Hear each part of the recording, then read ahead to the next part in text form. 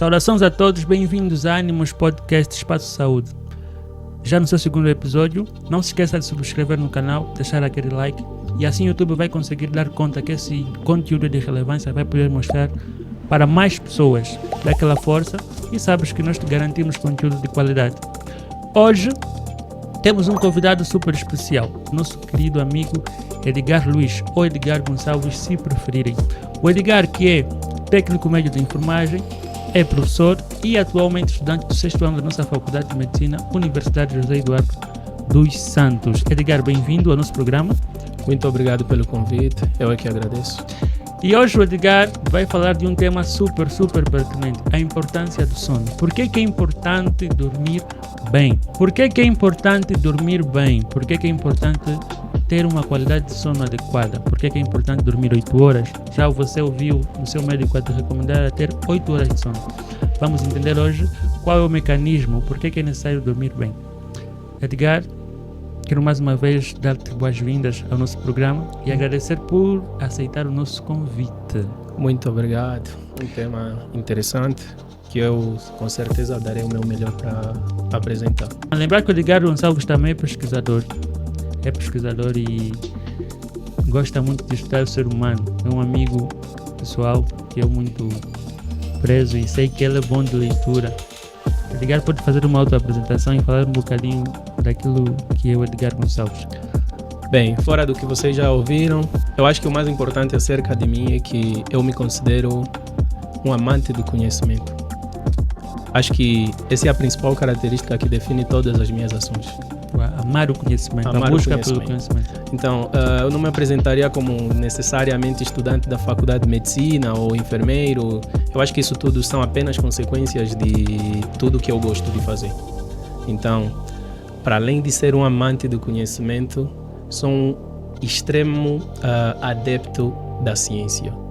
E quase tudo que eu faço tem a ver com isso. É mais um motivo para você ficar ligado ao canal. Tudo que você vai ouvir aqui é de alguém que pesquisa, alguém que busca, alguém que tem domínio, alguém que tem alguma propriedade para falar sobre o assunto. Então fique atento, puxa a cadeira, senta e aprenda. Busca um bloco de anotações e anota tudo que vamos aprender aqui no dia de hoje. Eu considero ser uma aula magna. É um prazer ter-te aqui, Edgar, mais uma vez. Obrigado. Sobre a importância do sono, Edgar, afinal de contas, o que é o sono? Bem, definir o sono. Nos tempos atuais, a gente tem uma coisa em saúde que a gente chama de diferenciação.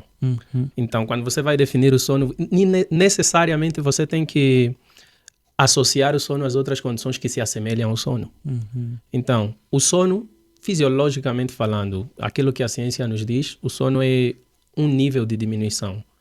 Então, se colocarmos o sono como uma condição fisiológica, o sono vai ser a diminuição do nível de consciência. Certo. Mas qualquer um da saúde provavelmente refutaria o que eu disse, diria para mim, mas o coma também existe a diminuição do nível de consciência. Certo. Então, o coma é uma situação patológica. É uma situação patológica ou induzida, dependendo de como vai acontecer. Mas o sono não. O sono é fisiológico, acontece de forma natural.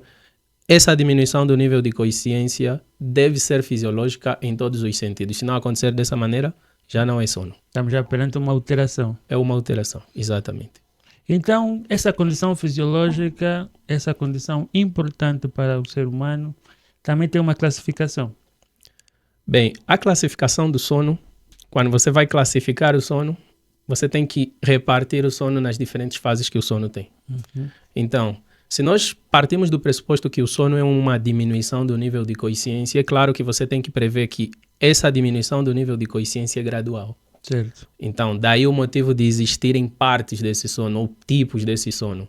Então, nós teríamos duas categorias, tipos de sono e fases do sono. Então, a primeira categoria, tipos de sono, certo, remete à maneira com que você dorme. Então, se você for colocar, por exemplo, tipos de sono, quais são os tipos de sono? Aí poderíamos colocar o principal tipo de sono, que todos nós, acredito que todos nós façamos isso todos os dias, que é o sono monofásico. O que é um sono monofásico? Exatamente. Então, um sono monofásico é dormir uma única vez, em um período de 24 horas. Ou seja, fazer apenas um único período de sono, uma única fase. Não estamos aqui a falar das fases dos sonos, mas estamos a falar de dormir e acordar uma vez. No dia, nas No 24 horas, tirar um tempo específico para dormir. Exatamente. Certo. Mas a literatura descreve, e muitas pessoas no mundo, pouquíssimas, mas muitas fazem isso, Sim. que existe ainda o sono bifásico e o sono polifásico. Então, o sono bifásico vai ser aquela pessoa que decide distribuir o seu sono em duas porções. Vamos supor que ele dorma, por exemplo, às 23 horas e acorde às 3 horas por algum motivo. Isso depende de cada pessoa. E ao longo do dia ele tire mais outro período para completar a quantidade ou o número de horas necessárias para se sentir recuperado. E sim. Aí depois entramos no último tipo de sono, que é o tipo polifásico. Esse tipo de sono é um pouco controverso. E para quem gosta de ler biografias, vai descobrir que muitas personalidades incríveis, mito ou não, são personalidades que se descreviam como pessoas que tinham um tipo de sono polifásico. Eu lembro-me, o mês antepassado, eu li uma biografia de Leonardo da Vinci. Um pintor italiano, um polimata, eu prefiro descrevê-lo assim porque ele tinha essa vertente para todas as áreas, ou quase todas as áreas. E ele tinha um sono polifásico, segundo o que se diz. O que é um sono polifásico? Em vez de você dormir em 2 porções do dia, em 2 períodos do dia, você vai distribuindo a quantidade de horas necessárias ao longo do dia. Então, vamos supor que se você decide, por dia preciso de 8 horas. E creio que chegaremos nessa parte das horas necessárias. Certo. Então, vamos supor que você decida, eu vou dormir 8 horas. Esse é o meu número de horas para me sentir recuperado durante o dia. Quando você decide ser um adepto do sono polifásico, você vai distribuir, por exemplo, durmo 3 horas, acordo, faço algumas atividades, mais tarde durmo mais 3 horas, e depois posso terminar com 2 horas. Ou distribuir isso em horas, em períodos bem definidos. Então, é um tipo de sono que você vai fazer várias porções ou vais completar várias fases do teu sono ao longo do dia. Muito difícil de fazer, mas acontece. Então, aqui temos os tipos de sono. Tipos de sono.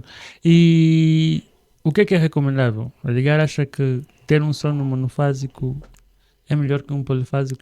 Depende. Isso vai depender de cada pessoa, das tuas atividades. Certo. Vai depender... Tens a faculdade, tens o trabalho e decides implementar um sono polifásico. Bem, eu gosto de dizer assim, os angolanos são pessoas da saúde. E não falo isso de um ponto de vista de que todos nós estamos educados diretamente para a saúde, mas é porque no nosso país temos essa questão de que os cursos de saúde são difundidos. Então, muitos de nós fazem turnos. Fazem esses turnos da noite e vamos supor que você defina que eu deva dormir 8 horas. Certo. E eu tenho provavelmente um turno a fazer hoje no hospital. Como é que fica?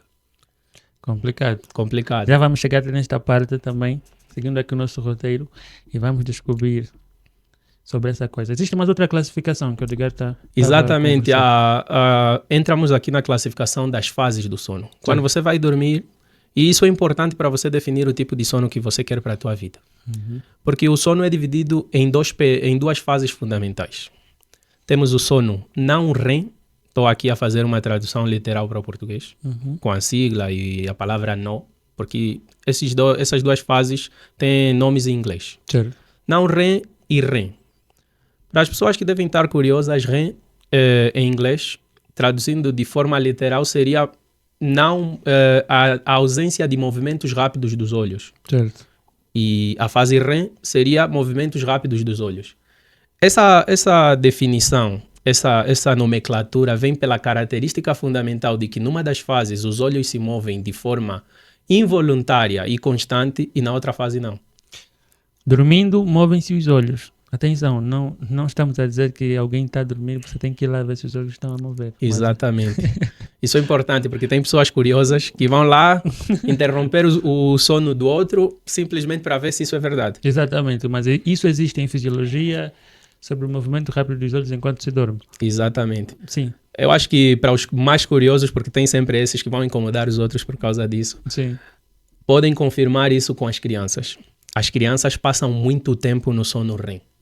Então, boa parte do sono das crianças, principalmente recém-nascidos, vamos supor até a faixa aí dos 2 anos, passam muito tempo nessa fase de sono REM Então você vai notar que as crianças movem muito os olhos quando estão a dormir, porque isso é importante. Certo. Então essas duas fases têm características fundamentais e dependendo da literatura que você consulte, vai encontrar sono não REM com 4 fases ou 3 fases e o sono REM como uma fase única. Então, se colocamos a fase REM, fazendo aqui uma breve apresentação de cada fase, a fase REM, não REM, que é a primeira fase, é dividida em 4 períodos. Período 1, 2, 3 e 4. Simples assim. Simples assim. Se você encontrar algumas literaturas, eles adicionam aí alguma coisa, mas isso é uma questão conceitual. Isso depende de autor para autor. O que acontece em cada um desses períodos não muda. Então, na fase não REM, você tem o primeiro período. Esse é aquele período que todos nós já tivemos essa experiência. É o período entre estar sonolento e cair realmente no sono. Ok. Então, eu acho que provavelmente... É a altura em que as pessoas estão assim a pescar. Exatamente. Eu acho que já deves ter tido essa sensação de que você está a dormir e de repente você sente que estás a cair. Esse é um evento muito característico da fase 1. O que é que acontece? Você está caindo no sono, mas o corpo, de alguma maneira, algumas partes do teu cérebro te remetem a acordar. Certo. Então, a sensação que nós temos, e isso é um tipo, é uma sensação fisiológica, isso é caracterizado, digamos assim, que os teus músculos contraem bruscamente. Então você estava a relaxar e de repente contrai. Essa contração dá uma sensação que você quer cair. Esse é característico da fase 1, assim que você sabe que estás na fase 1. Perdes o equilíbrio, Yeah. quase a cair. E no segundo período você entra no que chamam de sono verdadeiro. O primeiro e o segundo período são chamados de sono superficial. Aí, se as pessoas te acordarem, você consegue reagir normalmente. Então, é um sono bem superficial. Mas por que a segunda fase é chamada de sono verdadeiro? Porque nós gastamos 50% do tempo a dormir nesse período. Mas isso é muito mais para adultos. Não vamos falar de crianças porque as coisas mudam. Acho que vamos chegar nesse ponto em algum momento. Certo. Então, o período 2, sono verdadeiro. Porque o sono é superficial, há uma diminuição dos sinais vitais. Aí temos aí uma diminuição da respiração, da frequência cardíaca. Então, você sente que a pessoa realmente está muito mais calma. Então, temos aí o sono verdadeiro. E o período 3 e 4, eu pelo menos prefiro juntar esses dois períodos. Então, esse período é chamado de sono profundo. Sono profundo. No sono profundo, é uma parte fundamental do sono. Se você não atingir o sono profundo, é como se você não tivesse dormido. No sono profundo, você tem um relaxamento muscular muito maior e é muito difícil de despertar. Então, se alguém tenta te despertar, vai ser muito mais difícil do que se tivesses na fase 2, no período 2. Então, estamos aqui, o sono profundo, que fisiologicamente você consegue notar que alguém está em sono profundo quando faz os movimentos bruscos e essa pessoa não desperta. Mas esse sono profundo em relação ao período 1 e 2 não tem muita duração. Daí a importância de repetir o ciclo. Certo. Então, por isso é que nós chamamos de dormir é um ciclo. Se você vai dormir, tens que repetir esse processo o tempo todo. Então, se você terminou esses 3 períodos, 1, 2, 3 e 4, nós chamamos isso de sono não REM. Não REM. Porque não tem movimento nenhum dos olhos. Depois desse período vem o sono REM. O sono REM é mais interessante ainda, principalmente para nós que somos estudantes. Principalmente para aqueles que gostam de ler, para aqueles que gostam de absorver conhecimento. O sono REM é fundamental para a absorção do conhecimento. Aí consolida-se a memória. Consolida-se a memória. Certo. Há um estudo, e muito antes, para você ver a curiosidade do ser humano, muito antes dos estudos mais aprofundados sobre o sono, porque atualmente existem até institutos que fazem esses estudos enquanto as pessoas dormem. Muito antes, Sigmund Freud, o pai da psicanálise, estudou os sonhos. E ele descobriu que no período de sono REM é onde acontecem os sonhos. Então, vai sempre haver um curioso a dizer para ti, mas por que os olhos movem? A explicação para os olhos moverem pode ser bioquímica, mas não existe uma explicação exata, não se chegou a um consenso. Nós sabemos por que fisiologicamente eles movem. Sabemos isso. Então, sabemos que liberam-se alguns hormônios e se ativam aí alguns músculos dos olhos. Tanto que esses movimentos dos olhos, que são laterais, nós chamamos de movimentos sacádicos. É o movimento que o olho faz. Inclusive, esses movimentos acontecem enquanto estamos acordados. Por exemplo, essa hora um mosquito passou ao teu lado e você sabe que passou o mosquito porque o teu olho tentou captar essa informação. Então, isso é um movimento sacádico, é um movimento que você faz para captar informação do meio ambiente. Okay. E por essa razão, alguns autores acreditam que o movimento dos olhos é caracterizado, acontece durante o sono, principalmente porque você está a sonhar e você está a tentar captar informação. Houve um estudo que se fez recentemente, penso que em 2022, que se chegou à conclusão que quando você tem movimentos durante o sono, é devido ao facto de que você está a sonhar e precisas mudar de alguma cena para outra. Todos nós já devemos lembrar disso, que quando nós sonhamos, não há muita coerência nos acontecimentos. Uma coisa acontece, outra acontece. E chegou-se à conclusão, pelo menos é o mais próximo que chegamos da conclusão de por que os olhos devem mover, de que quando os olhos movem, você muda de uma cena para outra nos teus sonhos. Okay. Isso é estudos que foram confirmados com documentos sobre psicanálise que estudam bem os sonhos. Então temos essa questão. Quando você vai ter o movimento de sono REM, você tem uma principal característica que é a que mais nos interessa, que ali vai acontecer a consolidação do aprendizado. Ou seja, se você aprendeu alguma coisa no dia anterior, imediatamente quando você entra na fase de sono REM, as conexões neurais responsáveis por manter aquele conhecimento se consolidam. Então, imagina que se a tua qualidade de sono REM é péssima, és alguém que você... Tenho a certeza. Então, afeta o resto. Exatamente. Eu tenho a certeza que você conhece pessoas que estão sempre a reclamar que lê demais, mas não lembram de não nada. conseguem fixar quase nada. Exatamente. A Tem boa memória muito tem a ver com a com qualidade de sono. Exatamente. Então, quando você está no sono REM, fora o aprendizado, você vai ter ali. E aí, vamos juntar com o sono profundo no terceiro período e quarto do sono não REM. Aí vai haver um fortalecimento do sistema imunológico. Vai haver uma diminuição do metabolismo e, consequentemente, uma... Como é que eu diria? Aqueles produtos alimentares, nutritivos que você consumiu durante o dia são melhores processados durante o sono.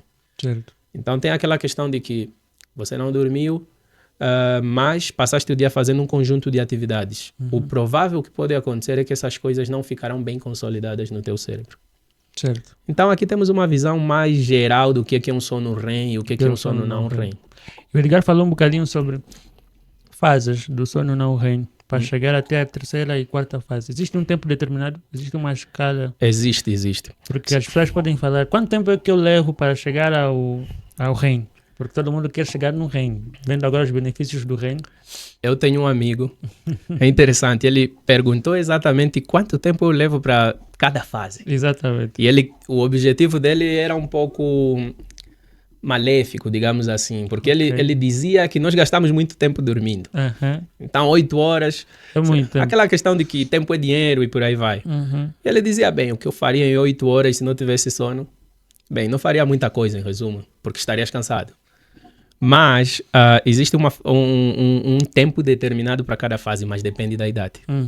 Por exemplo, o que eu disse inicialmente. Recém-nascidos gastam muito tempo em sono REM. 50% do sono dos recém-nascidos é em sono REM. E a gente pode associar isso às nossas crianças ao dia a dia. Crianças precisam aprender o tempo todo. Nós somos os guias das nossas crianças. Então, quando você tem uma criança sobre a tua tutela, você tem que pressupor que essa criança tem que aprender a se defender do mundo, tem que aprender o básico sobre a vida, sobre a defesa pessoal e por aí vai. E não me interpretem mal, não é luta. Então, temos aqui essa questão de que eles vão ter que aprender. Certo. Então, se o sono REM é responsável pelo aprendizado, imediatamente você pressupõe que alguém que ainda está nessa fase de aprendizado muito mais intrínseco deve passar muito tempo em sono REM. Então, tem um período. A primeira fase de sono não REM, o período vai se dividindo entre os 4 períodos. Então, temos no período 1, você gasta aproximadamente 5, 20, 30 minutos, dependendo de cada pessoa. E acho que quando, em algum momento, quando tivermos a falar sobre a qualidade do sono, certo, vamos chegar nisso. Mas o período depende da idade de cada pessoa, vai depender também da qualidade do próprio sono, vai depender de outros fatores como a própria alimentação, das tuas atividades diárias, mas o sono não REM, em média, despende mais tempo do que o sono REM, para nós adultos. Mas para as crianças é o contrário. Passa-se mais tempo no não REM do que no REM. Exatamente. Se você for para os idosos, isso inverte completamente. Os idosos têm uma característica que todos os idosos, ou uma boa parte dos idosos, tendem a ter problemas de insônia. Ok. Que é a dificuldade para dormir. Certo. Então, quase todos os idosos têm essa dificuldade. Por quê? Porque eles têm muita dificuldade de manter a característica cíclica das fases do sono. Então, se você vai para um idoso fazendo a análise, tem um estudo que se faz para estudar o sono, chama-se análise polissonográfica. Isso é um aparelho que se usa para estudar enquanto você dorme. Então, aí vão monitorizar vários acontecimentos que acontecem enquanto você dorme. E os idosos têm essa característica que no sono não REM, eles perdem 2 períodos, o terceiro e o quarto, ou seja, um idoso tem muita dificuldade de cair em sono profundo. Por isso é que nós vemos os nossos avós a fazerem várias sonecas durante o dia. Ok. Então, eles têm que ter várias sonecas porque é muito difícil atingir sono profundo. Então, já vemos essa mudança. Para nós adultos, que a média de tempo é quase que constante. Gastamos em média 90 a 120 minutos em sono REM, ou seja, a fase que estamos sonhando. E gastamos a maior parte do tempo no sono não REM. Então, esse período de 90 a 120 vai diminuindo ao longo do tempo. Ok. Então, se você imaginar que tens atividades que atrapalham o sono, pode ser que isso reduza ou aumente. Então, temos essa característica. E é importante destacar aqui sobre o sono REM e não REM. Quando tu lembras do teu sonho é porque chegaste até o sono REM, não? Não exatamente. Porque alguns dizem que só quando consolidam-se as memórias é que tu consegues lembrar. Não exatamente, Não exatamente. porque se você for analisar os sonhos, sono e sonhos são coisas completamente diferentes. Certo. Então, se você for... O sonho acontece durante o sono, mas não necessariamente é uma entidade fixada ao sono. Então, quando você vai estudar isso do ponto de vista psicanalítico, o sonho tem muitas outras funções. Por exemplo, Sigmund Freud dizia que os sonhos servem como uma válvula de fuga para desejos reprimidos. Ok. Então, é muito comum que você note que algumas pessoas que são muito, digamos assim, que nós chamamos de certinhas, tendem a realizar aqueles atos que eles desaprovam nos sonhos. Nos sonhos. Exatamente. Então, ele dizia que é uma válvula. Ok. Então, tudo aquilo que você reprime, de alguma maneira, vai aparecer nos teus sonhos. Então, não necessariamente que quando você lembra o sonho é porque... Então, o sonho, podemos dizer também que é a manifestação do subconsciente? Exatamente. Podíamos dizer isso. Poderíamos colocar nessa categoria. Okay. Mas o sonho tem uma característica que ele traz memórias que provavelmente você já não tem no seu consciente. Okay. Então, não é alguma coisa que você consegue manifestar de imediato quando estás acordado. Só que tem uma desvantagem. Nada no sonho é realmente o que parece. Okay. Então, o teu cérebro, como são coisas que você reprime, são coisas que você definiu que te fazem mal, e você já sabe, temos essa característica do nosso cérebro estar o tempo todo a nos proteger. Emocionalmente, isso também acontece. Certo. Então, se nós temos um lado emocional e um lado racional, você tem que pressupor que você não é protegido só biologicamente pelo teu corpo, mas também emocionalmente. Se é uma coisa que te causa, digamos assim, medo, ansiedade, o corpo vai camuflar esse acontecimento de alguma maneira. Vai sonhar com coisas extremamente absurdas, às vezes, do ponto de vista racional. Por isso é que não há essa lógica. Então, lembrar do sonho ou não é necessariamente sinal de que você dormiu o suficiente.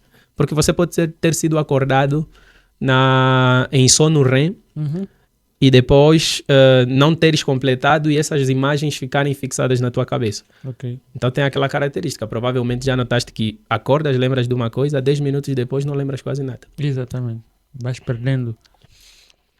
E continuando então as nossas perguntas, quais são as características do sono? Basicamente, como é que damos conta que uma pessoa está a dormir? Porque é um estado de diminuição de consciência, não? Exato. Então, nesses estados existem estados patológicos. Existe. Quando dar conta que a pessoa está mesmo a dormir e quando dar conta que estamos perante a uma alteração patológica do sono.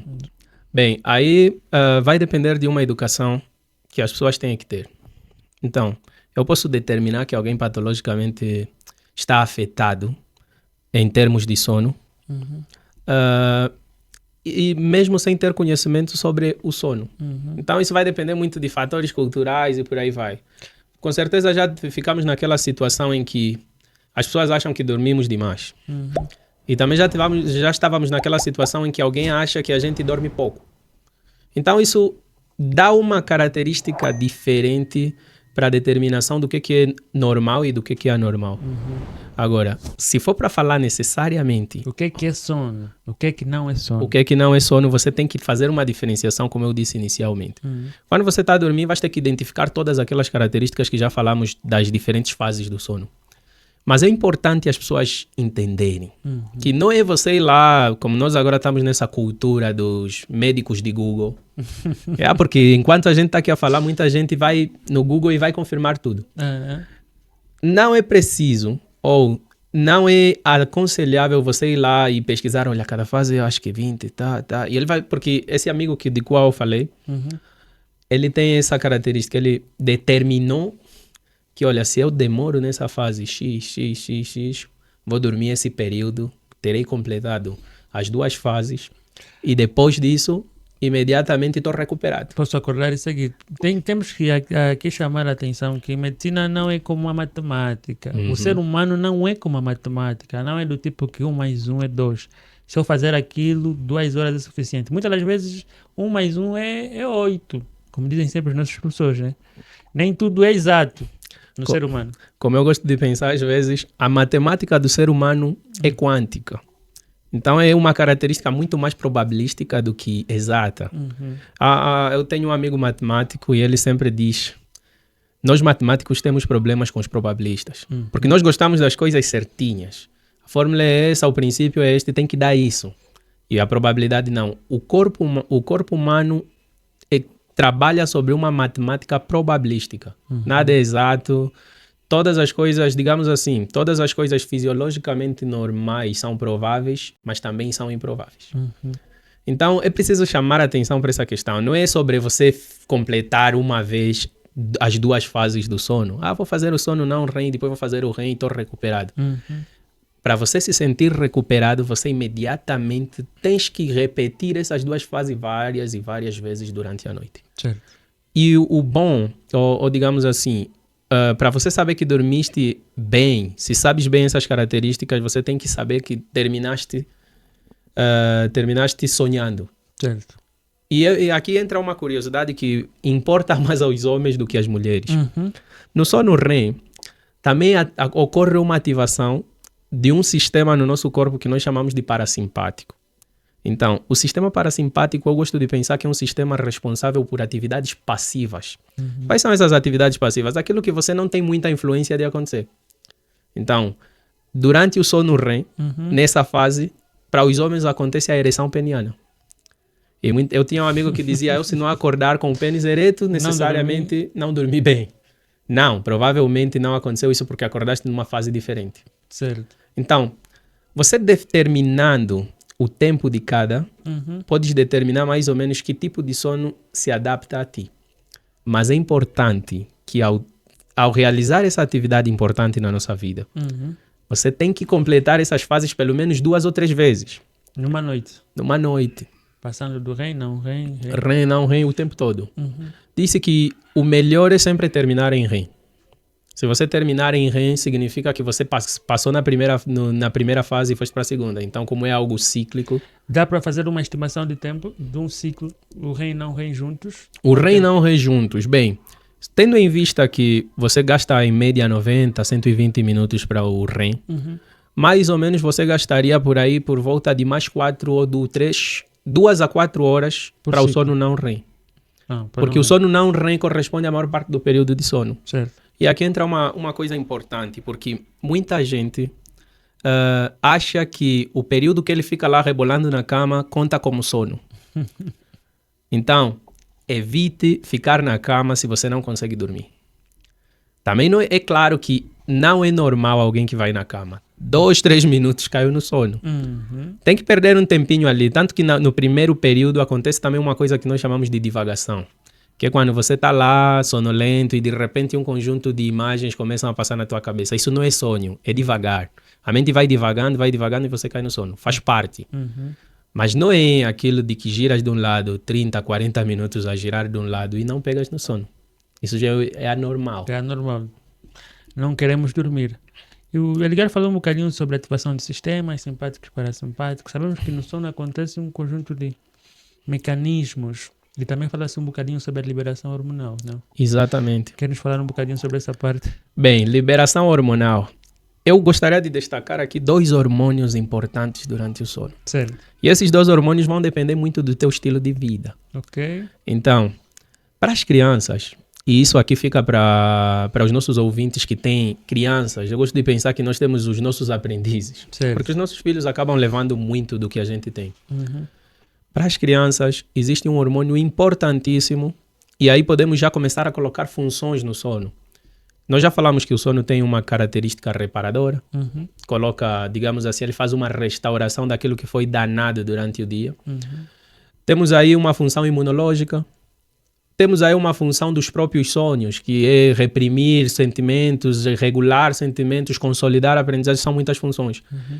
E colocamos aqui a função de crescimento. Crescimento. Então, você pergunta de hormônios e o principal hormônio para a fase de crescimento, vamos colocar ali o período do nascimento, recém-nascido até a adolescência. Uhum.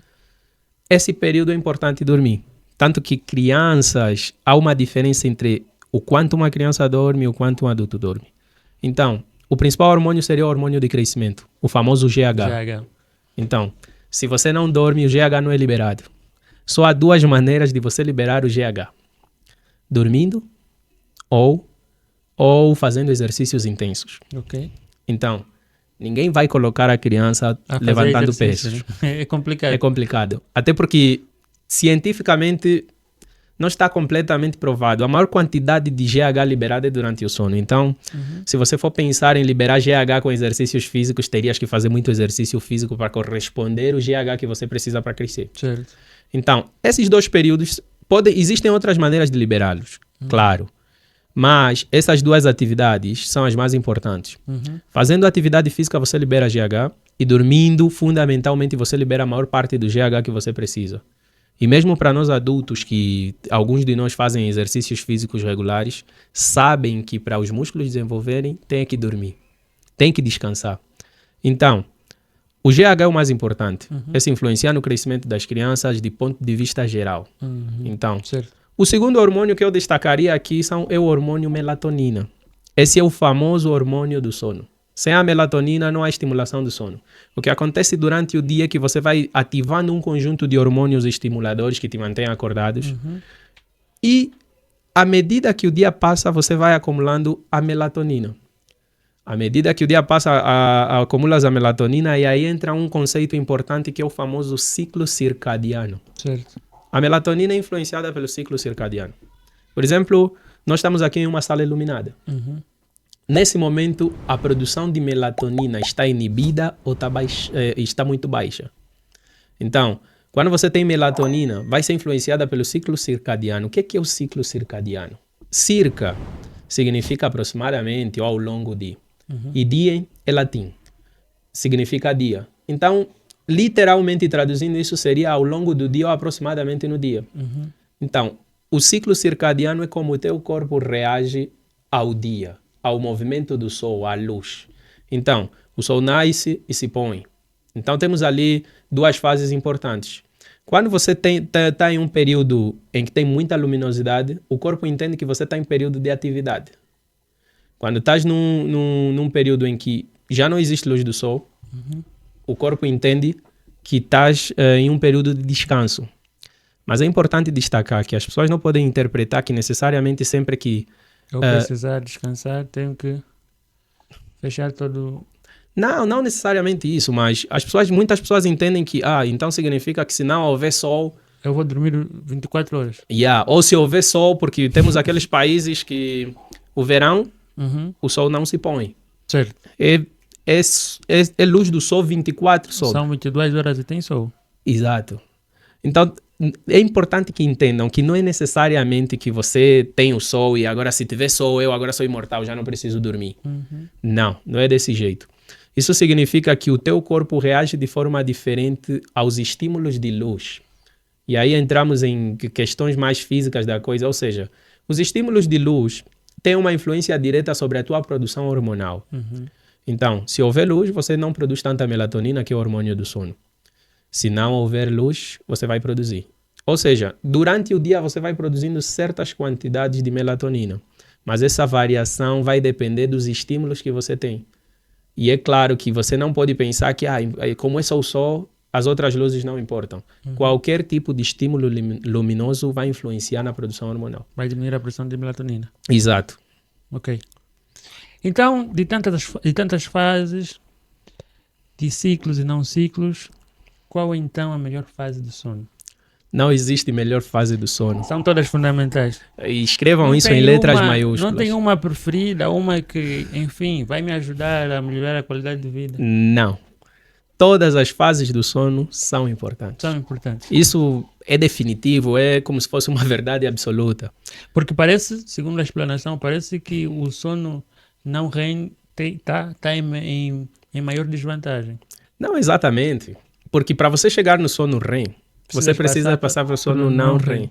E no não REM, eu coloco aqui os temas de forma geral, mas para os curiosos provavelmente vão encontrar muita coisa em cada um desses períodos.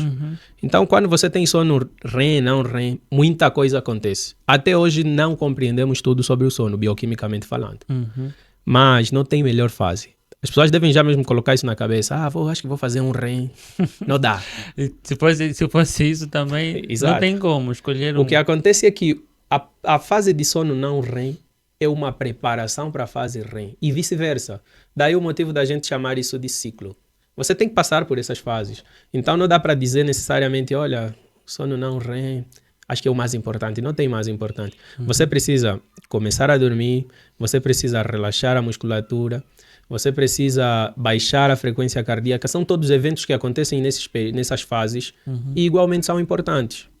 Então fazer um ou outro, e mesmo que definíssemos a mais importante segundo os nossos objetivos, chegarias à conclusão que não dá para fazer só uma. Então todas as fases do sono são importantes. Todas. O que é importante? Completar as duas. Isso sim é importante. Muito importante. Então, o que é que vai... Seguindo aqui a sequência, mais uma vez, quem nos sintoniza agora, quero dizer que estamos a falar do sono. Estamos aqui com Edgar Luiz, estudante da Faculdade de Medicina, médico estagiário, estudante do 6º ano, professor e pesquisador, que está nos falar um bocadinho da qualidade de sono, da importância de dormir bem. Continuando então a nossa conversa, a nossa interação, Edgar, gostaria de saber agora o que é que pode então atrapalhar o sono. Eu sou uma pessoa, sou um profissional que trabalha 12 horas por dia, acordo cansado, quero ter uma qualidade de sono e preciso pensar em subtrair da minha vida as coisas que atrapalham o sono, porque eu preciso de uma boa noite de sono. O que é que pode atrapalhar o sono? Bem, o que você falou embate diretamente com a afirmação geral de que todo mundo vai ler os nossos médicos do Google. Vão lá, dormir bem são 8 horas. Não são 8 horas. Não são 8, não são 9, não são 10. Depende de cada indivíduo. Certo. Eu acho que uma coisa que a medicina falha muito é isso. Nós generalizamos muito. É padronizar, né? Pôr a etiqueta no paciente. Exato. Temos esse hábito de padronizar as coisas. Acontece muito isso também com as grávidas. Tem que fazer isso. Nem todas. O que acontece é aquele ditado bem famoso que todo estudante da saúde sabe, independentemente de fazer um ensino médio, um curso técnico, um curso universitário, todos eles sabem disso. Não tratamos enfermidades, tratamos enfermos. Então tem essa questão. Quando você vai tratar, digamos assim, de um paciente, vais aconselhar uma pessoa, o que você deve fazer para dormir bem? É muito complexo, depende de cada pessoa. Primeiro, vamos começar com o tempo. Crianças, de forma geral. Vamos colocar aqui as crianças dos 0 aos 12 anos, mais ou menos. Ou 10 anos, dependendo de em que momento eles atingem a adolescência. Então, crianças dos 0 aos 10 anos, mais ou menos, vou colocar essa faixa, devem dormir no mínimo 8 a 10 horas de sono. E se não for possível dormir esse tempo todo, devem tirar períodos do dia para tirar o que nós chamamos de soneca. Vão tirar uma soneca. E isso vale muito mais para os recém-nascidos. Recém-nascido que é obrigado a ficar acordado o dia todo e tem apenas um período de sono, ou seja, um sono monofásico, imediatamente cai na categoria de uma criança predisposta ou candidata a sofrer de problemas do desenvolvimento psicomotor. Certo. Então, aqui estamos a falar de crianças, 8 a 10 horas. Isso não é padrão, não é, digamos assim, olha, se não dormir isso está mal. Você tem que analisar cada pessoa de forma individual. Todos nós, é claro que fica muito difícil ter que analisar cada um dos angolanos se tem dormido adequadamente, mas conhecendo, você pode determinar o que é mais adequado para os teus filhos, para ti e para os teus familiares. Então, os pais têm que ficar muito mais atentos, porque tem crianças que, inevitavelmente, biologicamente, têm um metabolismo mais acelerado, outras têm um metabolismo menos acelerado. Isso são coisas que influenciam no sono. Então, realizam atividades diferentes das outras crianças, porque aqui faz-se uma diferenciação e vários fatores vão influenciar nisso. Vamos colocar aqui o fator socioeconômico. Então, nós vemos nas nossas ruas crianças que fazem trabalhos. É adequado? Isso depende da análise de cada um. Mas estamos a falar de sono. Então, você não vai supor que, culturalmente falando, essa criança vai lhe ser permitida ou vai lhe ser fornecida as condições necessárias para realizar um período de sono adequado. Certo. Então, para crianças, padrão, não que vale para todos, mas 8 a 10 horas. Tá bom. Certo. Adolescentes, eu gosto de pensar na adolescência como uma fase pré-adulta.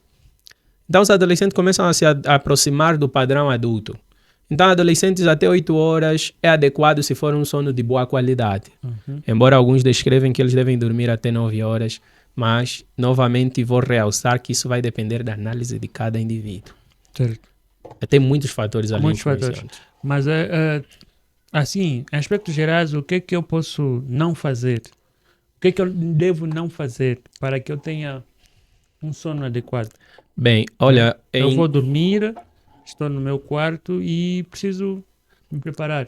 Para dormir? Para dormir. Tem uma coisa... que eu não tenho que fazer para que não atrapalhe o meu sono? Tem uma coisa que nós chamamos em ciência de higiene do sono. O que é a higiene do sono? É os bons hábitos antes de dormir e durante o sono. Então, quais são esses bons hábitos? Você já conhece a fisiologia do sono, já conhece quais são os aspectos gerais do sono. E aí você coloca um conjunto de fatores. Vamos primeiro falar dos fatores que atrapalham o sono. Você já entendeu que o ciclo circadiano é o movimento da luz em relação a nós. Então temos aí a luz do sol, temos ali a luz artificial influenciando na nossa maneira de viver. Então, vamos colocar os fatores que influenciam. Excesso de luminosidade. Certo. Isso é quase que um fator importantíssimo, um dos fundamentais para dormir. Eu tenho a certeza que já passaste por aquela fase de que você não precisa de alarme, mas porque a luz do sol já atingiu o teu quarto, você acorda. Certo. Isso é fisiológico. Então, para dormir, você precisa definir um ambiente adequado, com boa luminosidade e tudo isso. Se você vai trabalhar, evite trabalhar na cama. Tem uma coisa que se diz que a cama, em inglês, use your bed just for S. Isso é o quê? Use apenas a sua cama para S. Então, o que é o S? Sleep, sex e sickness. Isso é dormir, sexo e estar doente. Só vais ficar na cama por longos períodos por essas coisas. Não vá lá na cama para comer, porque alguns de nós ligamos a Netflix e pronto, está feito. Vamos ficar na cama. Fora aqui, se formos pensar, por exemplo, no Ambo, você fica sentado um bom tempo na secretária, os pés começam a ficar frescos e... Vou para a cama. Exato. Evita fazer outras coisas, a não ser essas 3 coisas na cama. Não vai para a cama para mexer no celular. Exatamente. Então, a higiene do sono são esses bons hábitos. A iluminação, na hora de dormir, deve ser o mínimo possível. Se possível, no escuro mesmo. Embora digam que não é tão necessário, mas é preciso definir bem que tipo de iluminação, porque é claro que você não vai cobrir as tuas janelas de um modo de que quando a luz do sol chegar, você não tenha acesso a ela, vais passar do período. Então é aquela pessoa que deveria dormir até às 6 horas. Acorda às 10. Acorda às 10, porque está muito escuro no quarto. Então vou colocar de que jeito? Iluminação adequada. A luz do sol não deve penetrar muito no teu quarto muito cedo, mas também não deve estar inibida. Iluminação adequada vai incluir também ali os dispositivos eletrônicos. luzes, as lâmpadas da casa, A tela. a tela do celular, tudo isso. E há quem diz também que o que influencia também são os ruídos. E aí entramos na questão ruído. Tá a dormir, eu, por exemplo, conheci alguém que dorme com música alta. Assim, Mas colocar a música para dormir é um bom hábito? é um bom hábito se você usar bem. Tem uma coisa que nós chamamos de ruídos brancos. O que são ruídos brancos? É aquele som suave. Mas o ruído branco, quando você vai colocar ruído branco, é um ruído que imita alguma coisa natural. Okay. Tem aquelas pessoas que gostam de dormir com chuva. Com som de chuva. O som de chuva. As ondas. Exato. Isso é um ruído branco. Okay. Então você pode simular um ambiente que te favoreça a dormir. Isso é o tal chamado criar o hábito segundo o ambiente em que você está inserido. Ou seja, o teu cérebro tem que se adaptar. Que quando eu entro no período das 22, se essa é a tua hora, no período das 22, quando eu for para a cama, o meu corpo estará próximo de entrar na primeira fase do sono. Isso é importante. Então, ruído. Música alta não é aconselhável, mas uma música suave, um ruído branco, música clássica, alguma coisa que não te estimule, mas que favoreça o relaxamento. Então aí poderias colocar dependendo de pessoa para pessoa, é claro. Tem pessoas que relaxam com o cu duro, eu não sei porquê. Estou deprimida, né? Vou aí ouvir um Zezé de Camargo para dormir, é complicado. Tenho problemas emocionais. Dificilmente pego no sono, porque não vou estar a dormir, não vai ser a minha programação. Não, mas você tem que pensar, olha, você tem um lado emocional e tens um lado racional. Certo. Dormir é um ato de relaxamento. Nós já falamos que o sono, definindo que o sono é uma diminuição do nível de consciência. Certo. Estás com problemas emocionais, por isso é que a saúde é o completo bem-estar físico, mental, social e não apenas a ausência de enfermidade. Certo. Então você não vai necessariamente colocar músicas que te remetem à tua ex, por exemplo, ou ao chifre recente. Exatamente. Porque não, buscando sono não está a ser coerente. Não estás. Porque, você deu o exemplo, mete um Zezé de Camargo. São músicas profundas. Você tiveste uma decepção amorosa 2 meses atrás, de repente estavas já no clima e um Zezé de Camargo a tocar. Começas a lembrar, vais acordar. Certo. Podemos então pegar esta coisa dos hábitos sobre os problemas mais comuns relacionados ao sono. Não, mas vamos... O que pode... Sim. Vamos primeiro fechar com essa questão Sim, continuando. Porque tem muita coisa e nós temos muitos desses fatores que eu já citei não são problemas de algumas pessoas e outros que eles se calhar nem imaginam que isso está influenciando o sono. Sim, podemos continuar. Vamos começar. Vamos fazer isso de forma breve. Iluminação tem que ser adequada. A mínima iluminação possível, o mais recomendado. Mas também não exceder, como já disse, na diminuição da iluminação, porque você não pode ter diminuição da iluminação o dia todo. Certo. Ruídos devem ser reduzidos e se você usar algum tipo de ruídos, devem ser ruídos que estimulem o relaxamento. Tem ali os hábitos pré-sono. Quais são os hábitos pré-sono? O que é que você faz durante o sono? Aliás, antes de dormir. Tem pessoas que antes de dormir tomam Coca-Cola. Então você tem que pensar nesses... nós em medicina temos uma coisa que chamamos hábitos tóxicos. E as pessoas não me interpretam mal. Tomar a Coca-Cola é um hábito tóxico. Não exatamente nesse sentido. Se você tem esse hábito, você tem que pensar assim. A diferença entre o veneno e o medicamento é a dose.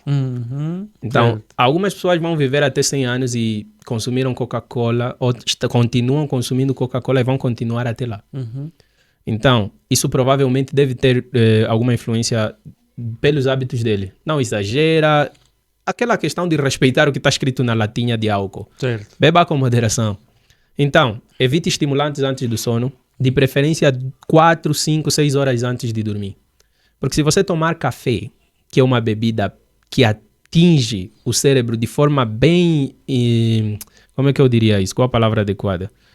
Que vai atingir o teu cérebro bioquimicamente de forma intensiva. Porque o café tem uma substância que nós chamamos de cafeína. Por isso é que se chama café. E as pessoas ficam a pensar, essa bebida tem cafeína, necessariamente eles remetem ao café. Não é desse jeito. O café é só uma das substâncias que contém cafeína. Chá preto tem cafeína, inclusive alguns tipos de chá verde também tem cafeína. Eu já vi pessoas dizendo, vou tomar um chá para relaxar. Para dormir. Para dormir, e não dorme. Eu, por exemplo, sou esse tipo de pessoa que estou numa fase da minha vida, eu passei por várias fases da minha vida que o café foi fundamental. Okay. Estudantes de medicina têm desse. Exatamente. É aquele ditado americano. Se você não gosta de café, é porque a tua vida ainda está boa. Certo. E então, a minha dose para o café excedeu. Chegou uma fase que eu tinha que eliminar o café. E começar a substituir o café por outros estimulantes e tomar o café simplesmente quando é necessário. Então, não pense que tomar chá relaxante... Qual é aquela planta que eles dizem, chá verde? Tem aí um chá verde que eles dizem que é muito relaxante. Chá verde de camomila? É esse. Vou tomar um chá de camomila, pronto. Daqui a algum tempo eu vou dormir. Também contém cafeína. Certos graus de cafeína. O que acontece? Não beba qualquer coisa que tenha qualquer tipo de estimulante 2, 3 horas antes do período de sono. Porque inevitavelmente você vai adiar esse período. Não consuma estimulantes. Para os fumantes, é importante começarem a moderar nisso, porque nós temos uma coisa que é síndrome de abstinência. Pessoas que consomem tabaco, por exemplo, o tabaco tem nicotina. E quando alguém já está acostumado a fazer o uso da nicotina constantemente, não vai dormir 4 horas, vai começar a sofrer alguns sintomas de abstinência, aí ele vai levantar simplesmente para satisfazer. Fumar. Exatamente. Meio da noite. Então, temos esses hábitos pré-sono. Todos os estimulantes devem ser evitados horas antes. Temos ali também o uso, atividade física 2 horas antes de dormir. Porque tem aquelas pessoas, não tenho tempo, vou treinar à noite. Treine à noite, mas treine pelo menos 4 horas antes. Isso é melhor. Porque quando você faz exercício, você fica ativo. Isso é indiscutível. Então, temos essa questão. Também temos aqui os hábitos em relação ao próprio ambiente de sono, que são as condições que você determina para o teu sono. Como é que é a tua cama? Como é que estão as tuas cobertas? Os teus lençóis, a tua almofada. Isso é importante. Eu, por exemplo, havia um tempo que estava sem almofadas. E juntei aí um montão de coisas e coloquei, vou dormir em cima disso. Quando acordei com uma dor no pescoço, meu. Quem nunca teve essa dor? Foi horrível. Quem nunca teve? Então você tem que determinar que, olha, eu vou dormir, o sítio onde eu vou dormir tem que ser confortável, tem que ter uma higiene adequada. Eu tenho a certeza que você já teve essa sensação que você dorme mais fácil quando os lençóis estão limpos. Certo. Isso faz parte de toda essa coisa que nós chamamos de higiene do sono. Determine exatamente que tipo de coisas influenciam no teu sono e depois elimine essas coisas. Isso é uma autoanálise que cada um faz. Você já sabe o que te estimula a dormir e já sabes o que te deixa aborrecido. Tanto que tem uma dica de higiene do sono que diz: se não conseguires dormir no momento que você quer, não desperdice tempo na cama. Levante, se você ficar mais de 30 minutos a girar ali na cama, levante e vai fazer outra coisa. De preferência, faz alguma coisa aborrecida. Alguma coisa aborrecida pode ser relativo para cada um. A ler um livro, ler algum manual técnico. Isso são coisas que exigem muito esforço mental e inevitavelmente vão deixar o teu cérebro mais relaxado. Há quem vai acordar, vai ir para telas, vai assistir, vai mexer no celular. Quando dá conta, o sol está lá em cima. Isso não é aconselhado. Não é. Então temos esses hábitos. Higiene do sono eu colocaria de que jeito? Para não ficar a enumerar um conjunto de coisas, porque é muita coisa e não vamos dar tempo disso. Higiene do sono é determinar quais são os hábitos tóxicos em relação ao teu sono e começar a trabalhar neles. Você tem hábito de consumir muitos estimulantes, regule esse consumo. Tens hábito de ficar acordado de antes de dormir, ficar na tela do celular, rodando pela internet, elimine esse hábito. Então, não vou dizer que necessariamente é mal fazer essas coisas, mas na vida tudo é regulação. Então é questão de moderar nessas coisas. Tens que definir prioridades, em resumo. Exatamente. Continuando então aquilo que é o nosso debate sobre a importância do sono, sobre o quão é importante dormir bem. Então, quais são então as doenças causadas pela falta de sono? Bem, O que é que nós podemos esperar de uma pessoa que não dorme bem? Bem, temos aqui, vamos colocar primeiro os problemas de pessoas que não têm uma boa qualidade de sono. Isso é importante. Então, temos aqui pessoas que não dormem bem. Não dormem bem. O estudante de medicina também é essa pessoa, mas atenção. Vamos colocar assim, quem tem uma rotina atribulada, independentemente do que faça, normalmente tem dificuldades para dormir. Aí vamos colocar dependendo das prioridades. Eu gosto de pensar assim, dependendo do nível de importância que você dá às suas atividades, vai determinar diretamente se você dorme bem ou não. Porque tem estudante de medicina que dorme bem. Esses estudantes de medicina que dormem bem, muito provavelmente não vêem essa dificuldade, ou porque eles já conseguiram adotar um hábito que ajude na sua formação, ou porque simplesmente não estão bem aplicados no próprio curso. Certo. Então não vamos colocar generalizar. Alguns dormem, outros não. Então isso vai depender. Mas vamos colocar assim. Como regular o teu sono vai depender diretamente da tua rotina. Mas é preciso definir que ao dormir, você vai realizar segundo as tuas próprias prioridades. Então, coloque da seguinte maneira. Eu vou dormir, tenho que saber, primeiro, tenho ficado acordado porque faço coisas diferentes ou porque tenho algum distúrbio. Então, nessa caixazinha. Não dormes bem por quê? Sou estudante de medicina, faço muita coisa, às vezes trabalho em períodos de turno e por aí vai. E não tenho tempo. Quando acordo, sei lá, tenho que fazer isso, tenho que despachar aquilo. E nós, na nossa realidade, temos muitos trabalhadores e estudantes. Certo. Trabalhadores e estudantes, mães e pais.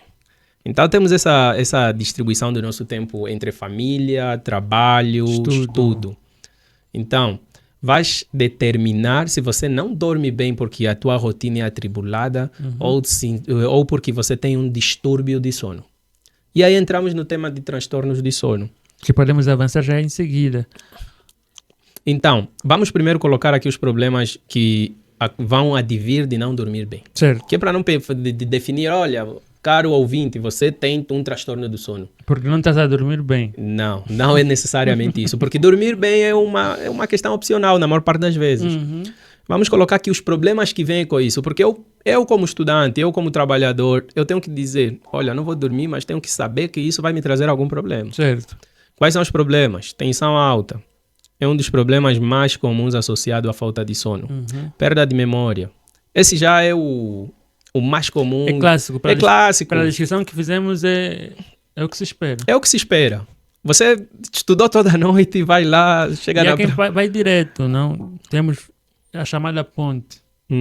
Tive a aula, o seminário amanhã, ou tenho que apresentar um trabalho ao meu chefe, e tenho um seminário, tenho uma conferência para apresentar, não vou dormir. Exato. Para quem diz são 8 horas a mais. Dá para fazer isso tudo. Tem aqueles ainda que... os chamados procrastinadores por excelência. Ele passa o dia todo fazendo um conjunto de atividades que depois vai chamar de prioridades. E no final do dia, elimina uma coisa fundamental para a consolidação de memórias e fundamental para quase tudo na vida, para usar aquele tempo para quitar as outras prioridades. Porque adiaste demais. Então aí entra a organização de tempo. Tens que organizar bem o teu tempo. Não vou dizer que eu tenho sono perfeito, mas tento o tempo todo ajustar a minha rotina ao tempo que tenho disponível para dormir. Então, você tem que pensar o seguinte. Nós, quando começamos a nossa conversa, estávamos aqui a falar sobre os tipos de sono. Há dias que você vai ter que fazer sono polifásico. Isso é obrigatório. Então, não adianta... tem um artigo que diz... Os 2 fatores que determinam se você vai dormir ou não é a quantidade de sono, ou a quantidade de tempo que você ficou acordado e a necessidade fisiológica em termos de funções do sono que você apresenta para dormir. Certo. Então, não vamos colocar necessariamente, olha, vá lá dormir, sei lá o quê. Define a tua rotina. Define bem o que você faz e depois você saberá como dormir. Vais precisar de um sono bifásico, faz um sono bifásico. Hoje estou cansado, mas não faça aquilo de que não vou aguentar 2 dias. Eu, quando adolescente, conseguia ficar 3 dias sem dormir. Seguido.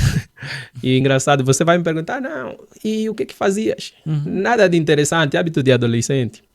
Estás lá a ver um filme, passou. Então a atividade física está muito relacionada com o sono, a prática de exercícios físicos. Está relacionada. Então, não vamos definir aqui que não vamos dormir, mas define bem a tua rotina.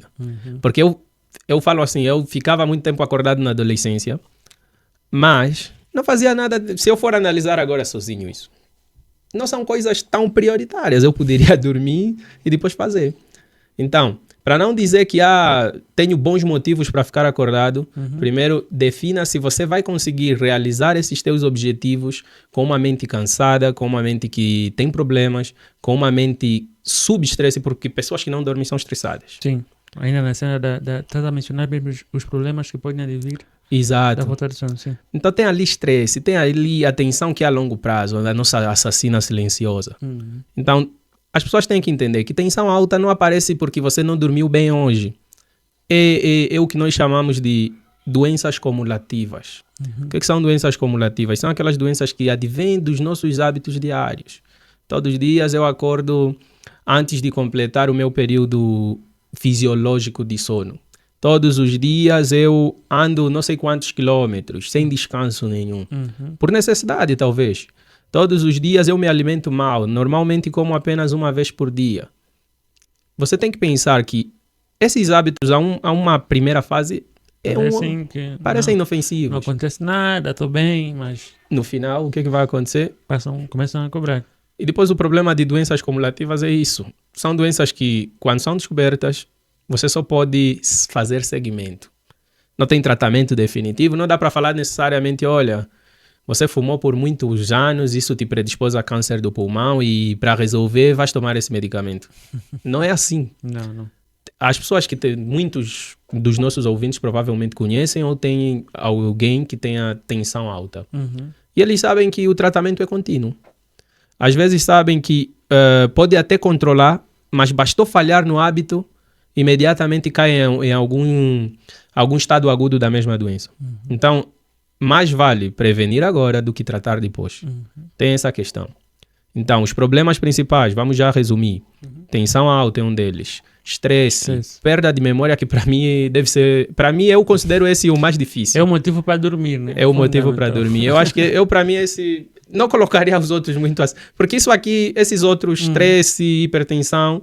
surgem também de outros fatores, são doenças multifatoriais. Certo. São transtornos multifatoriais. Mas a memória está mesmo diretamente relacionada ao sono. A memória é muito relacionada ao sono. Então eu vou colocar assim, todos nós, para agir na nossa sociedade, para reagir ao ambiente, precisamos de uma boa memória. Você pode não ser muito bom em matemática, mas um cérebro saudável faz o básico de quase todas as áreas. Por isso que as crianças às vezes perguntam. Tenho um amigo que uma vez perguntou, mas qual a necessidade? Se já sabemos que existem mais de 7 tipos de inteligência, qual a necessidade de tantas disciplinas na escola? Essa oportunidade que o nosso sistema de ensino nos fornece de passar por vários campos é a oportunidade que você tem de descobrir qual é a tua área.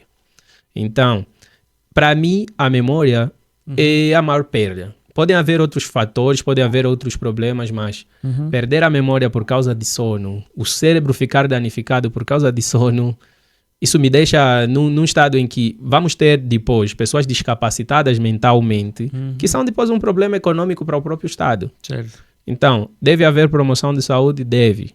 Mas as pessoas, antes mesmo de esperarem uma promoção da parte do Estado, devem procurar analisar a própria vida e ajustar a sua vida ao melhor dos hábitos saudáveis que puderem. Não dá para ser completamente saudável, mas dá para adaptar alguma coisa ou outra. Certo. Continuando, nossa conversa é interessante, nossa conversa super fluida. Estamos a falar da importância de dormir bem. O quão importante é dormir bem. Edgar, podemos encontrar aquelas pessoas que no seu dia a dia estão sempre sonolentas. Eu já conheci pessoas que facilmente chegam num local e pronto. Estão a fazer a famosa pescagem. A sonolência excessiva é um problema de uma pessoa que dormiu bem, dormiu mal. Onde é que podemos encontrar ou encaixar este transtorno? Não dá para fazer diagnósticos sem você fazer uma anamnese bem detalhada de cada paciente.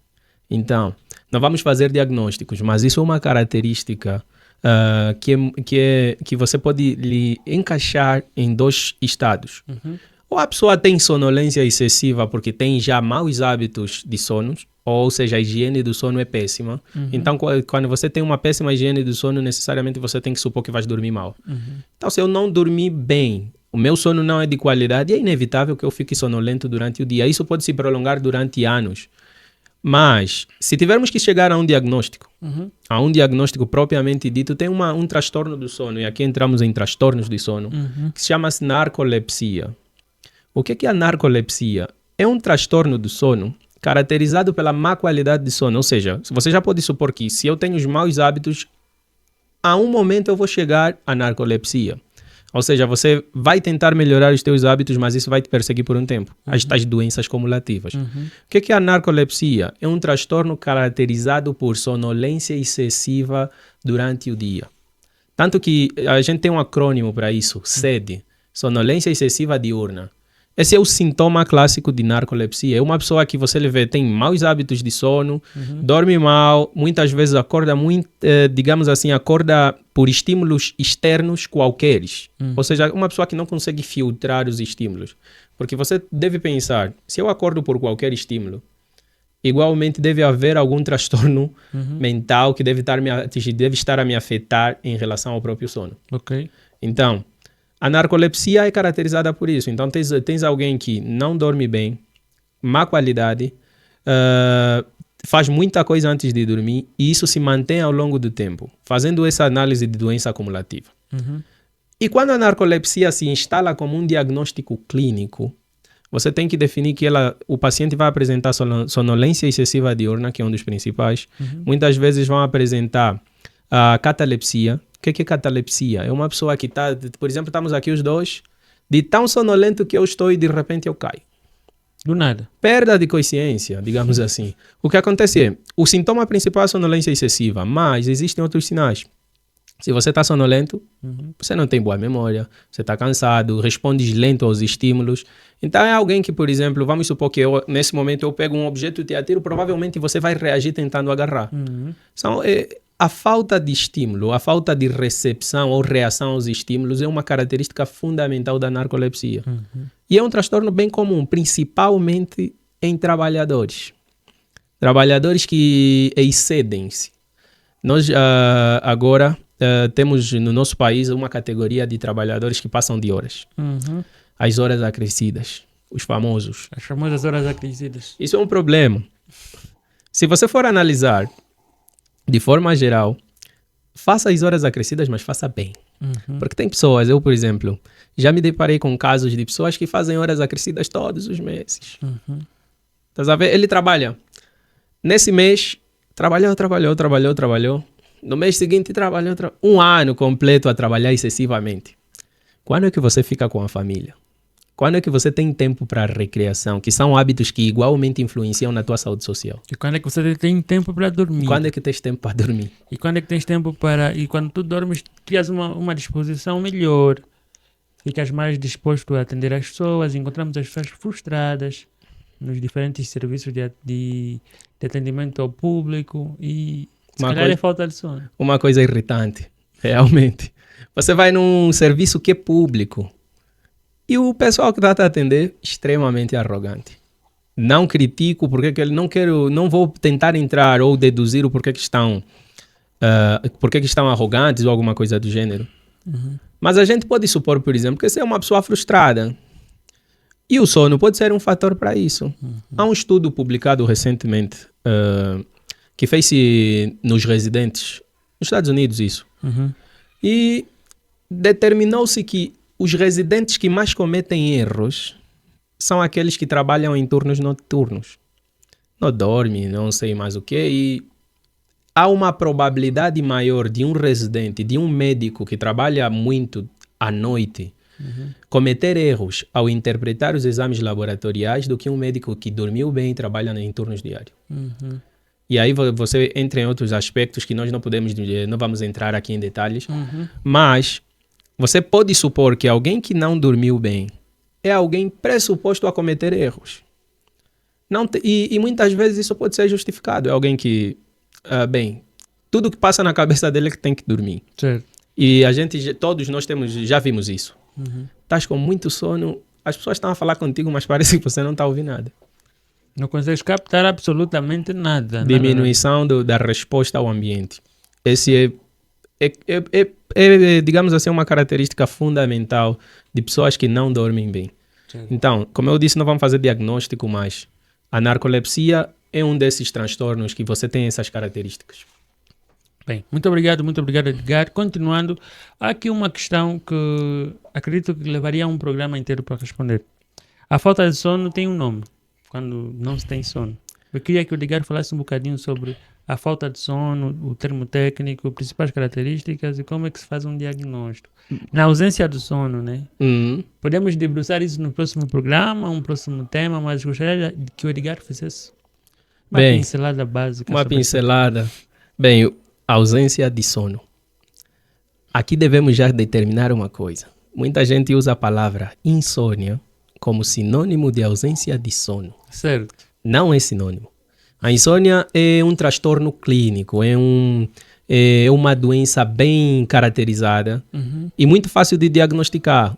Embora tenha como característica a ausência de sono, existem muitos outros fatores que determinam se você é uma pessoa insone, que é o paciente, ou não.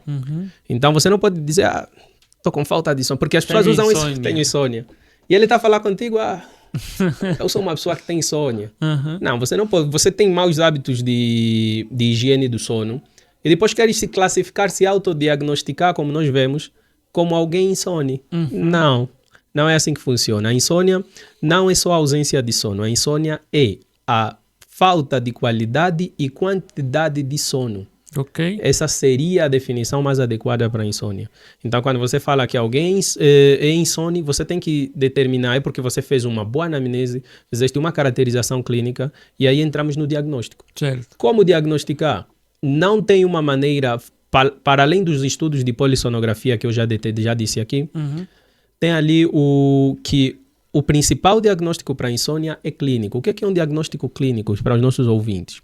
Um diagnóstico clínico vai ser a caracterização de uma doença simplesmente pela história clínica desse paciente. Okay. Simplesmente pela apresentação clínica do paciente. Então, se você tem um paciente que é pressuposto ao diagnóstico de insônia, você tem que determinar como é que é a qualidade do sono, quanto tempo dorme e tudo isso. Embora a principal característica da insônia é a diminuição do número de horas para dormir, outras características da insônia são pessoas que acordam muito durante os períodos de sono. Dormiu, não consegue completar as fases todas e acorda. Acorda muitas vezes durante a noite. Passa muito tempo em sono superficial. Por isso é que se você for analisar idosos têm muita insônia. Porque eles não têm essa característica, eles vão perdendo essa capacidade de entrar em sono profundo. Então a insônia, para além de ser a diminuição do tempo de sono, vai ser também a qualidade de sono diminuída e pessoas que não conseguem manter o sono por muito tempo. Então, quando alguém diz que, quando um profissional te diz, você é insone ou você tem insônia, não necessariamente está dizendo que você não consegue dormir, mas muitas vezes ele determinou que você tem muita dificuldade em completar as fases do sono ou tens muita dificuldade de manter um período de sono por bom tempo ou por boa qualidade e tens essas interferências todas. Exato. Quais são as causas? A maior parte delas, trabalho excessivo, consumo de bebidas estimulantes constantemente. Então vamos resumir isso tudo na falta de higiene do sono. E aí entra a questão de que a insônia não é uma coisa que você pode diagnosticar e necessariamente. Quando você tem diagnóstico de insônia, não é uma coisa que você melhora simplesmente por eliminar todos os hábitos. Certo. Não é imediato. Porque algumas pessoas dizem, eu tenho tido problemas para dormir e já faz anos, eliminei alguns hábitos e não passou. Do mesmo jeito que você demorou anos para desenvolver insônia, você precisa de mais anos para eliminar a insônia. O tratamento fundamental é farmacológico? Não? Eu, pelo menos, não aconselho. Não sou o tipo de pessoa que para todas as áreas da saúde, todas elas que são variadas, nunca aconselho o tratamento farmacológico de primeira instância. Certo. Então, qual é o principal tratamento? Melhorar de forma profilática alguns dos teus hábitos. Se você tem dormido mal, tenta criar hábitos que promovem o bom sono. Promova a boa higiene do sono. Então, se você vai promover uma boa higiene do sono, pode ser que o resultado não é imediato, mas a longo prazo vai melhorar bastante. Tanto que o tratamento principal é psicoterapêutico. É melhorar os teus hábitos, é melhorar a tua alimentação, tudo influencia. Tem tratamento medicamentoso? Tem. Mas não é a primeira opção. Não é a primeira opção e não é muito recomendável. Certo. Certo. Aqui uma pergunta que chegou-nos via WhatsApp. Alguém perguntou, ele ronca muito. Consideramos normal. É normal roncar durante o sono. Eu sou uma pessoa que, enfim, estou a dormir e quando entro em sono... Começa a roncar.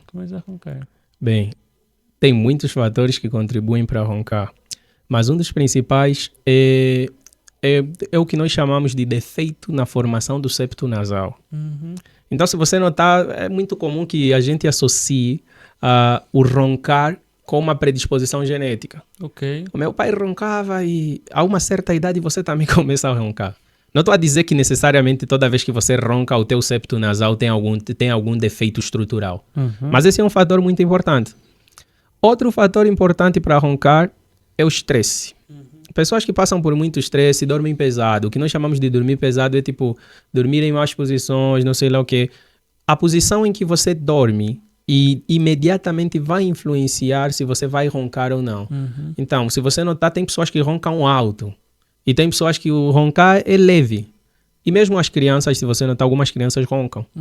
Então, aí entramos noutro fator importante. Nas crianças, quando uma criança ronca demais, é bem provável que tenha algum problema obstrutivo alto. O que é um problema obstrutivo alto? As vias respiratórias você vai dividir em duas porções, uma alta e outra baixa. Quais são esses problemas? Constipação, as chamadas gripes que colocam ali. Embora o termo mais técnico seria um resfriado. Então não há um bom lavado nasal. A criança passou por um resfriado e ainda contém muito muco nas fossas nasais. A passagem de ar é obstruída parcialmente e essa passagem de ar determina o que nós chamamos de roncos. Então, vamos colocar aqui o fator hereditário, que é um dos principais. A pessoa ronca, tem tratamentos para isso, tanto que tem muitas dicas na internet. Não adianta ficar experimentar tudo, mas dá para melhorar muito a tua qualidade de sono, até porque roncar para os casais influencia no sono do outro. Exatamente. Então, não adianta tentar melhorar ali um hábito em relação a roncar se você tem um problema estrutural. Se o problema for estrutural, é melhor consultar um otorrinolaringologista. Ele terá informações muito mais fiéis a respeito de roncar ou não e provavelmente vai dar tratamentos opcionais ou opções para diminuir isso. Mas outro fator importante é a obesidade. Obesos tendem a roncar demais. Ou seja, a passagem de ar, roncar não é mais que a passagem de ar obstruída de alguma maneira. Então, se a tua passagem de ar está obstruída, você tem que pensar o que está a obstruir. Então, se tu a roncar, alguma coisa está a obstruir as minhas vias aéreas, como nós chamamos. Se alguma coisa obstrui as tuas vias, como eliminar isso? Se for estrutural, genético, biologicamente de nascença ou congênito, como nós chamamos, é claro que o tratamento é muito mais complexo. Certo. Mas é claro que você pode determinar, se o teu problema for obesidade, diminuir a obesidade é uma opção. É uma opção. Para as crianças, lavados nasais, tratar as doenças da infância é sempre importante. Certo. Então, roncar, embora incômodo, não é um grande problema do sono. Certo. Continuando, é possível compensar o sono perdido? Por exemplo, eu passei por um período de provas, né? Tive que dormir muito pouco e, de repente, decido para compensar 48 horas seguidas. Uma vez perdido o sono. Exatamente. Recompensa-se. Bem, lembras quando eu disse dois principais fatores que influenciam, que era uma é privação de sono, quanto tempo você tem dormido ou quanto tempo estás acordado. Então, não é bem, o termo não é compensar. Existe um débito quando você não dorme. Então seria aquilo: você dormiu, mas não dormiste o suficiente, ou não dormiste por algum motivo qualquer, por alguma prioridade, e você pensa, essa semana está difícil, vou dormir no sábado. Pode até ser restaurador fazer um sono longo depois de você ter uma semana atribulada, depois de ficares 24 horas acordados. Mas a longo prazo não é muito aconselhável ficar a deixar débitos de sono o tempo todo. Porque você vai restaurar para aquele momento, ou seja, vais ficar mais preparado para reagir ao ambiente, mas as consequências de não teres dormido no dia anterior ainda se mantêm. Ou seja, é sim possível recuperar, mas não é possível eliminar as consequências da falta de sono com a recompensa do sono no dia posterior.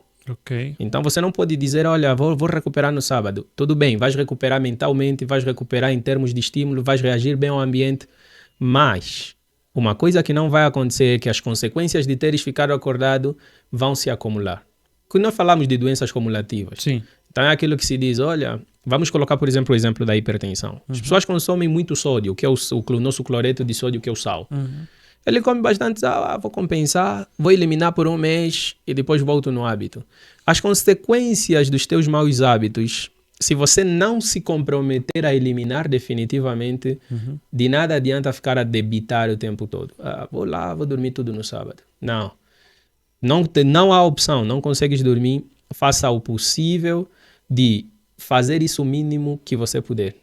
Porque essa pergunta pode ser mal interpretada. Vamos colocar do seguinte jeito. Você diz, olha, posso compensar? Olha, fiquei 48 horas acordado, vou dormir depois tudo de uma vez. Já notaste que quando você dorme demais também acordas cansado? Certo. Isso se relaciona à necessidade do nosso corpo de estar em movimento. Tanto que tem doenças relacionadas a ficar deitado na cama. Quem ficou hospitalizado por muito tempo sabe disso. Sim.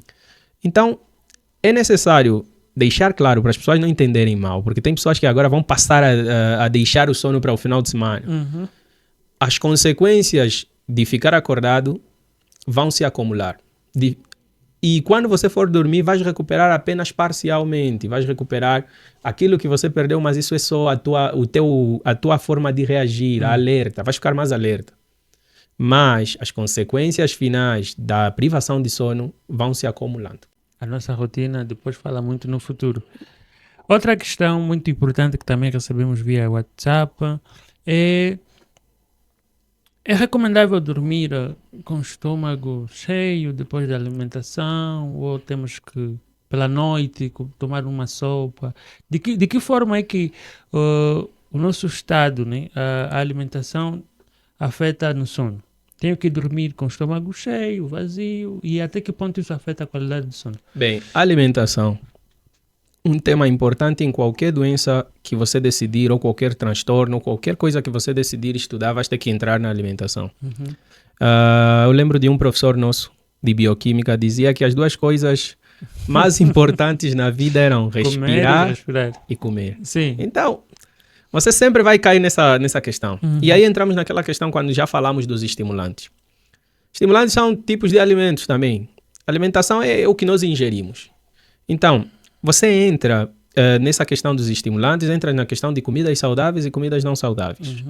Então, a alimentação influencia sim na maneira que você dorme, na qualidade do sono, porque tudo no nosso corpo funciona com os nutrientes que nós ingerimos. Os hormônios que estávamos aqui a falar, para serem produzidos precisam de nutrientes. Para serem liberados precisam de nutrientes. Então, vamos colocar assim de um ponto de vista geral. A alimentação vai influenciar, sim, bem e mal.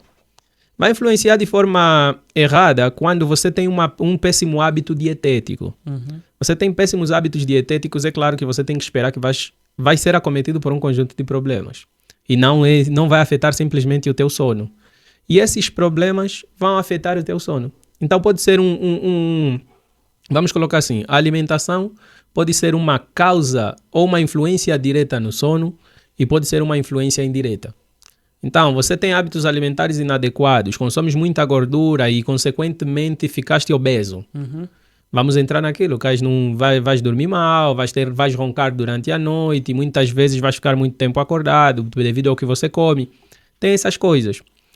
Depois tem o ponto de vista bom. Se você tem uma dieta boa, saudável, imediatamente você é alguém que produz bem os teus metabólitos. O que são metabólitos? São o produto da decomposição do que nós comemos. Certo.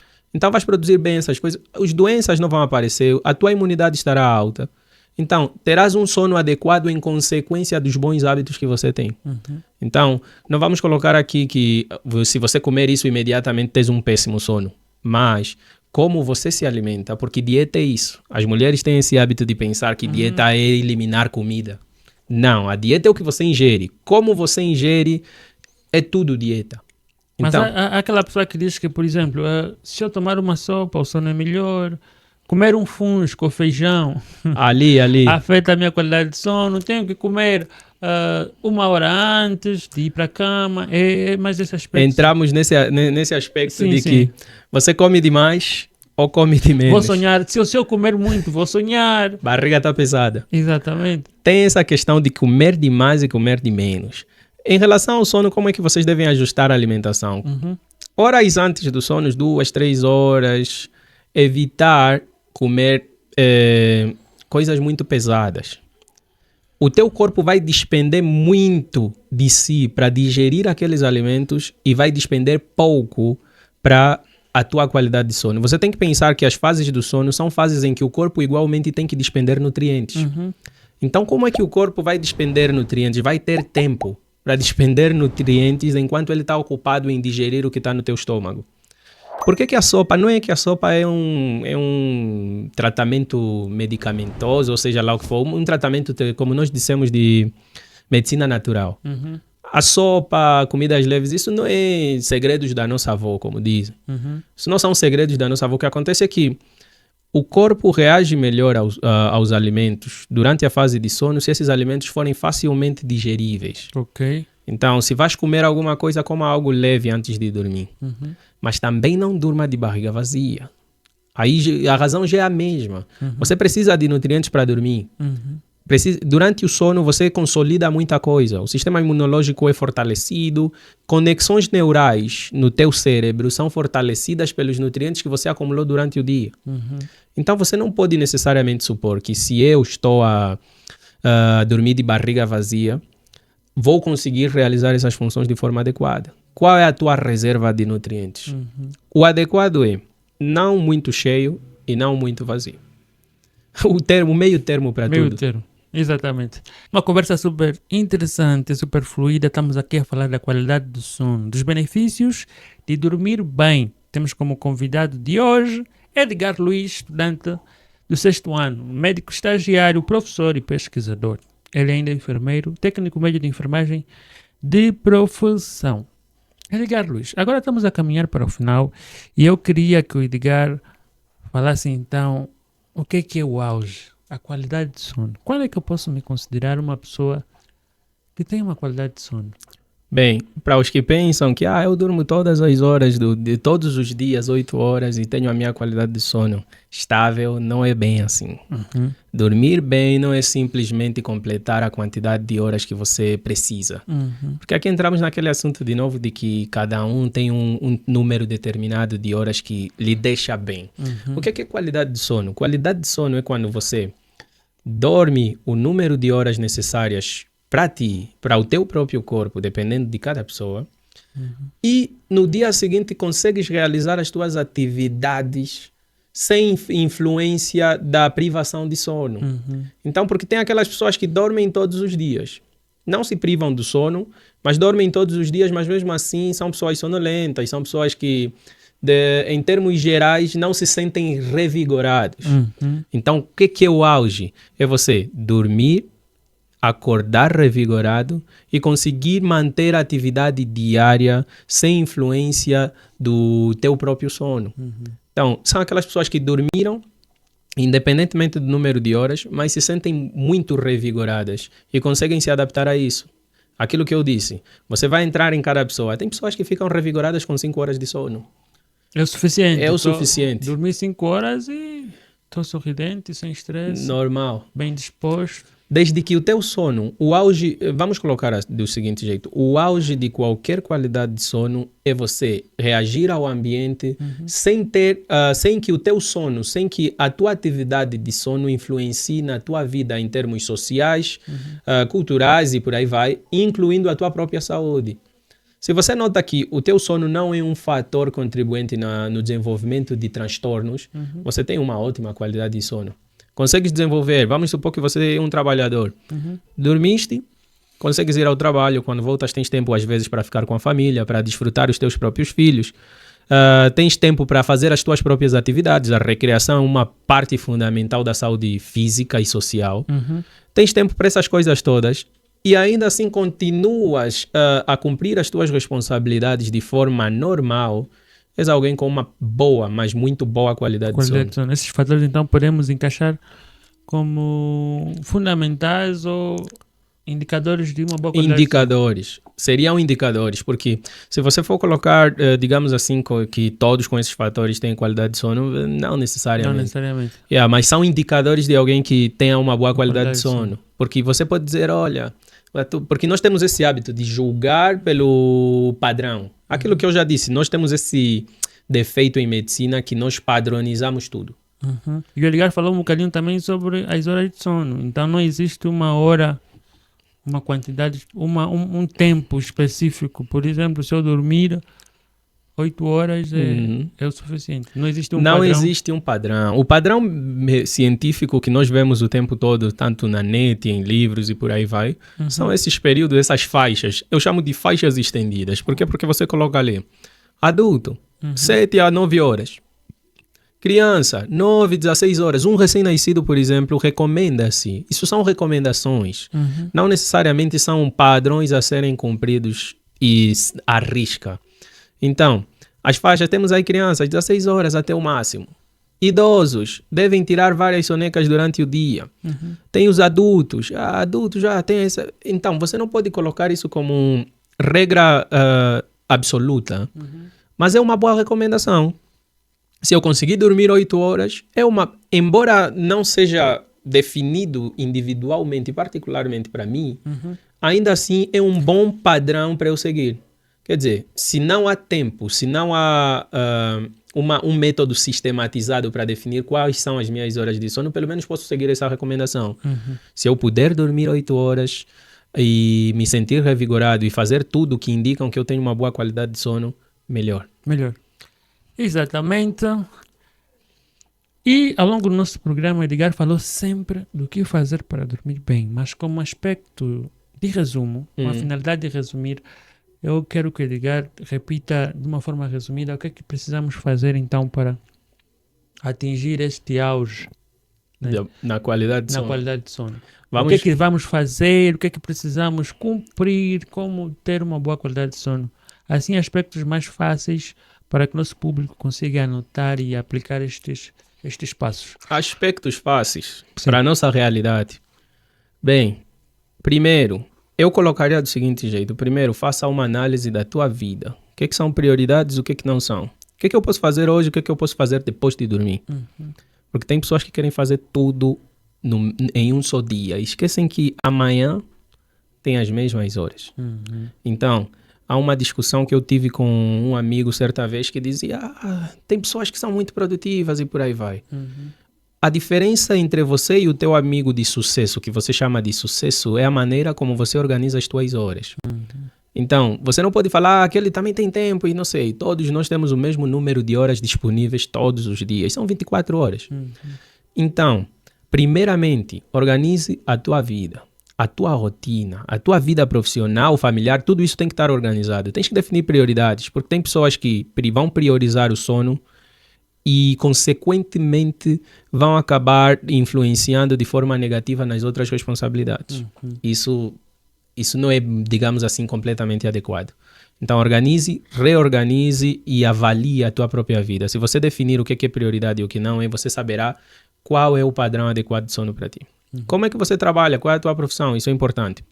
Depois de você fazer uma organização geral, defina que tipo de sono é mais adequado para ti. Porque tem pessoas que trabalham em meio período. Ele trabalha, por exemplo, vamos supor, trabalha das 8 às 15. Se você acha que o período da noite é uma boa hora para você trabalhar, é uma boa hora para cumprir algumas tarefas que não consegues cumprir durante o dia, reserve algum período do dia para substituir essas horas de sono que você está perdendo. Porque o objetivo é cumprir o teu ciclo circadiano. O importante é que você tenha o número de horas necessárias diárias para você cumprir as suas funções fisiológicas durante o sono. Não é necessariamente, olha, você tem que dormir das 22 às 6. Não é desse jeito. Então, não vamos colocar assim. Você define o tipo de sono. Olha, eu sou trabalhador que tenho tempo mais à noite, estou mais livre à noite do que durante o dia. Certo. Adote o sono monofásico, é uma boa opção. Dormes durante a noite porque estás livre e dá para se adaptar ali e pegar umas boas horas de sono. Não, eu sou o tipo de pessoa que trabalha às vezes por chamadas. Me ligam no meio da noite e tenho que sair para ir trabalhar. É melhor adotar um tipo de sono bifásico ou polifásico. Vai dormindo em um período, depois o outro, desde que você cumpra com o necessário. Mas é importante que você não defina isso como regra. O sono monofásico, por que se tornou popular? Porque o sono polifásico é muito mais antigo que o monofásico. Okay. Em termos de história, arqueologia, o sono polifásico é muito mais antigo. Se você for colocar, vamos colocar nos nossos antepassados, a vida dos coletores e colecionadores. Quando você vai por esses períodos da história, o ser humano teve um período que se chamou de coletores e colecionadores. Os nômades. O trabalho deles era praticamente como o próprio nome diz. Eles não plantavam, não tinham uma vida fixa. Então eles colecionavam, caçavam. Tem ali. Eles pegavam do que a natureza tinha para lhes oferecer a partir do que a natureza dava e onde dava. Não é todo ano, por exemplo, no AMBO. Se no AMBO não tiver condições, eu me movimento. Então, na época de coletores, você acha mesmo que eu, como coletor, vou dormir das 22 às 6h30 no meio da floresta com leões e panteiras e mais o que passando? Com os perigos da noite todos. Então, isso mostra a capacidade de adaptação de cada ser humano. Se você for colocar cada ser humano no próprio ambiente, só assim ele vai determinar o que se adequa a ele. Porque ali naquela época você coloca um homem, como nós chamamos os homens das cavernas, os homens mais selvagens. Certo.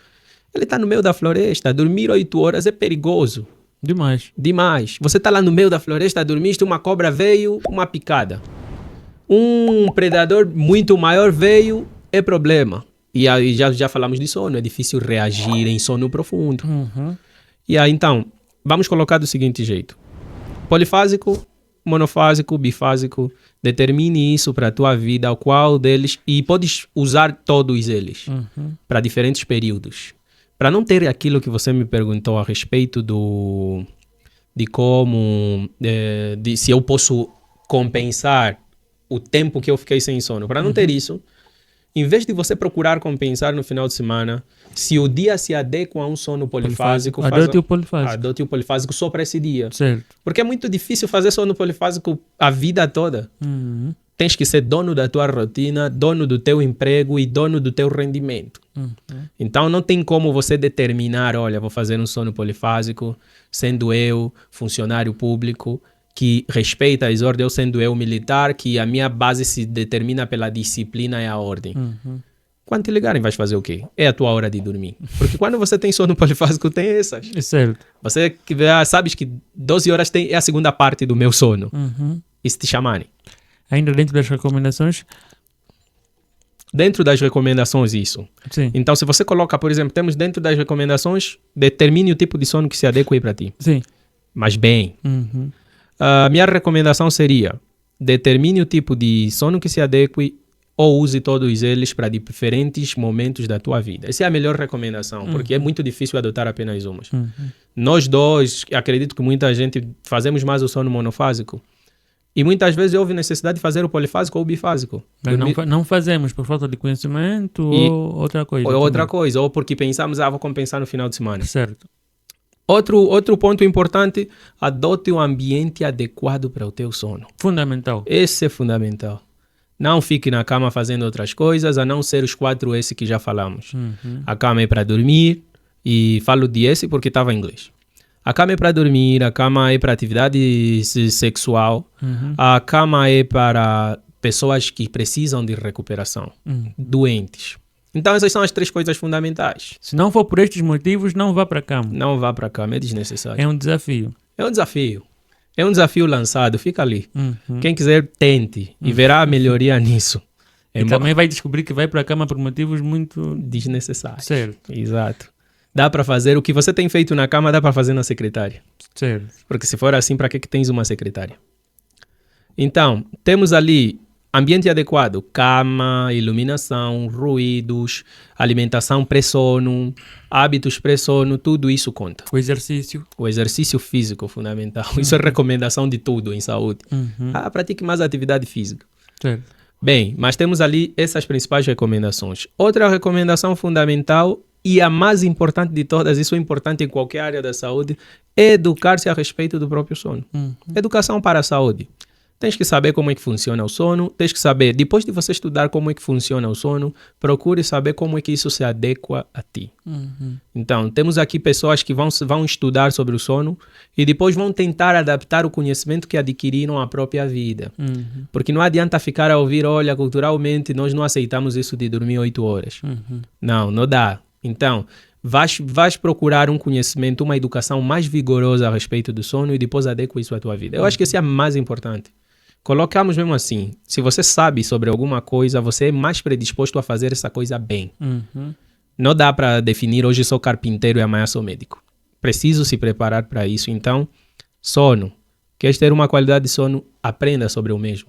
E depois vai ser fácil determinar o que você quer. Certo, e uma recomendação que muito ficou aqui ao nosso convidado é o facto de que nem tudo se aplica a todos, né? E muitas das vezes, como profissionais de saúde, queremos pegar o livro e meter no paciente. Então, é preciso estudar. Cada caso é sempre um caso. E olha que você toca nesse ponto, esse é um tema mais ético da coisa. Porque nós médicos, há casos até em que nós ficamos irritados quando o paciente vem e ele diz, olha, para mim, doutor, isso aqui não se adapta. É preciso ter calma nessas horas, porque ele tem um motivo para falar isso, tem primeiro ouvir e depois dar o nosso parecer. E você colocou muito bem, porque nós temos esse péssimo hábito de achar que, olha, no livro diz assim, olha, isso aqui tem que ser assim. É mesmo assim. São 8 horas. São 8 horas. Mas isso é tema para um próximo podcast. Exatamente. Certeza que vamos trazer o Edgar para falar isso. O livro ou o paciente? É um bom tema. É um bom tema, bom título. O livro ou o paciente? É um ótimo título. Tá bem. Edgar, é sempre um prazer conversar contigo. Foram horas de muito aprendizado. Certeza que aprendemos muita coisa sobre o sono. Já assim, em aspectos gerais, uma consideração final. Caso queira fazer alguma observação, em aspectos gerais, o que é que achou do programa, ou se ainda, em relação ao tema, quer esclarecer algum ponto, este é o momento. Bem, considerações gerais. Como você disseste, a conversa foi muito fluida. É um tema que interessa a todos, penso eu. E temos essa questão de que falar de um tema, necessariamente vão aparecer os mini especialistas. Certo. Então, vamos colocar do seguinte jeito. Não se deve levar essa conversa como uma autoridade máxima na determinação do que é o sono e como fazer essa atividade importante. Então, vamos colocar isso como um debate aberto. Dormir, e nós próprios já colocamos aqui isso durante a nossa conversa aqui. Cada paciente é um paciente, cada pessoa é uma pessoa. Então, outras maneiras podem surgir, o pessoal vai comentando a respeito disso e com certeza encontraremos pessoas que têm padrões de sono, ciclos circadianos bastante diferentes do que nós estamos habituados. Então, em relação ao nosso programa, colocamos aqui as bases gerais. Isso é o mesmo que nós dissemos a respeito daquela recomendação, que conheça a respeito de uma coisa e depois determine se adequa ou não à tua realidade. Então, aqui falamos de bases gerais. Não vamos tentar colocar verdades absolutas aqui, porque isso varia conforme o tempo. Mas eu acho que a minha recomendação, a minha consideração geral ficaria em conheça a ti mesmo. Então, vai conhecendo a ti mesmo, determine o que é adequado para ti, porque conhecimento, esse é um dos ditados mais certos que existem. Conhecimento é poder. Eu só posso fazer alguma coisa se eu sei. E eu diria que o melhor conhecimento que você pode obter, independentemente de houver conhecimento científico, técnico e seja lá o que for na nossa sociedade, o melhor conhecimento que qualquer um pode obter é o conhecimento do próprio corpo.